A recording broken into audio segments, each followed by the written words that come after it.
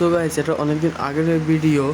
এতদিন আমার নিজস্ব কিছু কারণের জন্য ভিডিও করা হয়নি বা ইউটিউবে দেওয়া হয়নি, তোমাদের সাথে শেয়ার করা হয়নি নিজস্ব প্রবলেমের জন্য। তো সেদিনকে ছিল হচ্ছে নেড়াপোড়ার দিন, আর এখানে পাড়ায় কিছু ভাইরা বুড়ি বানিয়েছে, যেহেতু সেদিনকে নাকি বুড়ি পোড়াতে হয়।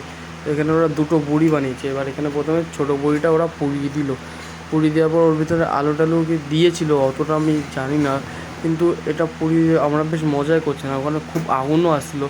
তো আমরা এখানে এই বড় বড়িটাও পোড়াচ্ছি, কিন্তু পোড়ানোর সময় গাইজ এত আগুনের তাপ ছিল, ঠিকমতো আমরা ওখানে বসে যে আগুনটা ধরাবো সেটাও পাচ্ছিলাম না। তো ফাইনালি এখানে আমরা বড়িটা ধরাতে সক্ষম হয়েছি। হওয়ার পরে এখন এটা পুরো একটুখানি গাইজ একটুখানি দিতে দাও দাও করে দেখো জ্বলে উঠলো এই দাও দাও করে। আর কি করা যাবে, এখন দাও দাও করে জ্বলে উঠছে, এখন জ্বলুক টাটা গাইজ।